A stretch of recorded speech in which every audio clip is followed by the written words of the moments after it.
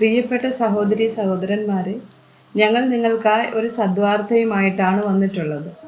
2025 ജനുവരി 1 മുതൽ 365 തലക്കെട്ടുകൾ ഉൾപ്പെടുത്തിക്കൊണ്ടുള്ള വർഷം മുഴുവൻ പ്രാർത്ഥിച്ച് ധ്യാനിക്കാനുള്ള വചനങ്ങൾ ഞങ്ങൾ പങ്കുവയ്ക്കുന്നു.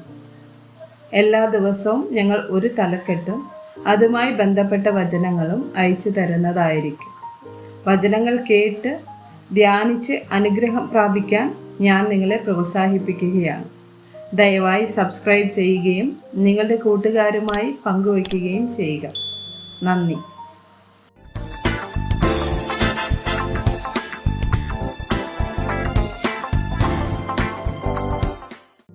ദിവസം 47 ആഘോഷം. 2 ശമൂവേൽ 6 വചനം 5.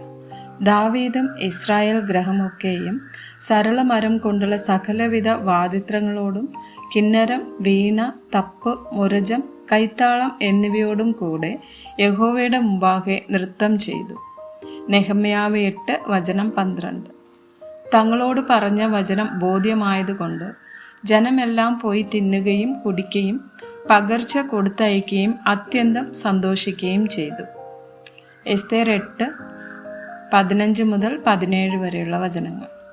എന്നാൽ മൊർദെഖായി നീലവും ശുഭ്രവുമായ രാജവസ്ത്രവും വലിയ പൊൻകിരീടവും ചണനൂൽ കൊണ്ടുള്ള രക്താംബരവും ധരിച്ച് രാജസന്നിധിയിൽ നിന്ന് പുറപ്പെട്ടു.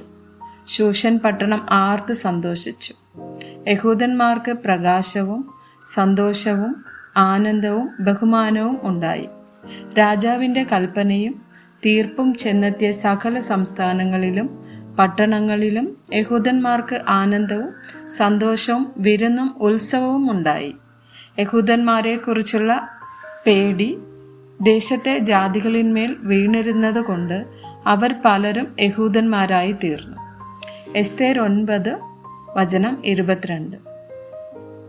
അഹശ്വേരോശ് രാജാവിൻ്റെ സകല സംസ്ഥാനങ്ങളിലും സമീപത്തും ദൂരത്തും ഉള്ള സകല യഹൂദന്മാർക്കും ചട്ടമാക്കേണ്ടതിനും മൊർദെഖായി ഈ കാര്യങ്ങൾ എഴുതി അവർക്ക് എഴുത്തയച്ചു.